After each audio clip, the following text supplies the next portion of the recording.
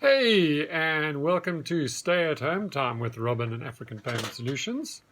I thought today I'd chat about imagining a post-COVID-19 Africa for our multinational e-commerce merchants.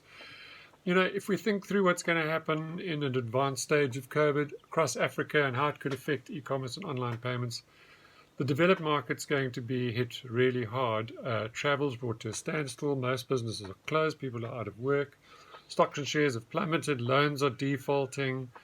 There's less old people in the future because they're going to be badly affected. And the banks bailed out by the governments, but there's going to be a certain amount of chaos there. And governments are just picking up the pieces. They're like rolling with the punches. So they're not going to be in a state of disarray. The virus hasn't hit Africa too badly at the currently, but I think it's a matter of time. People live very close to each other. On the one hand, medical facilities are poor, hygiene is not great, and living spaces are crowded.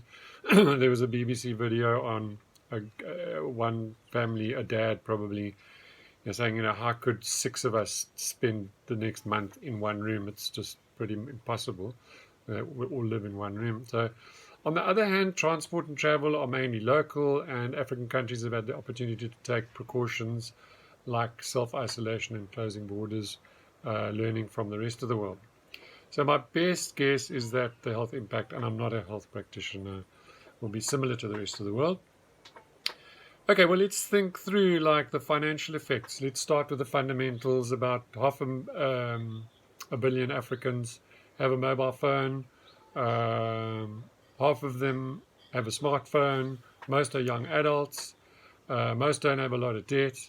Although microloans are quite big, most are connected. It's mainly cash.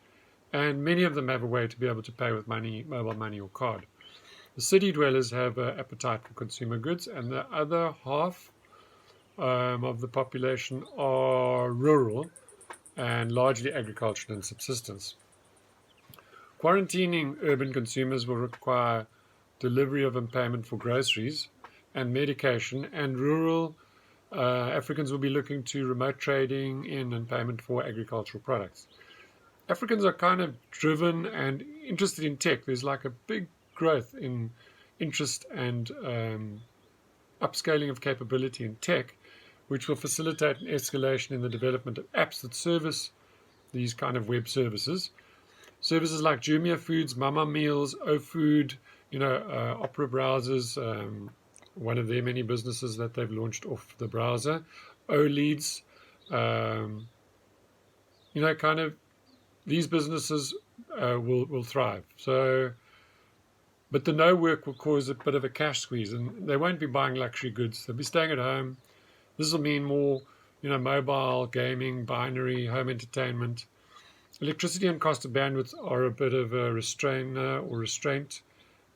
because they are expensive, and disposable incomes aren't that high, and particularly when there's nothing going on. So the bottom line is, if Africa gets off lightly from a health and well-being perspective, I reckon the pandemic will be a leveler, and Africans, I think, will be in a relatively better financial or better position than they were relative to the developed world. They'll be more connected, there will be more apps, and African consumers will be more experienced with shopping and paying online. So that's my take on it. And if you're looking for mobile money or card checkout at the checkout, if you're a multinational e-commerce company, go to africanpaymentsolutions.com, give us a shout, and we'll get you connected across the continent. Thanks a million. Have a fantastic day, and we'll chat again tomorrow.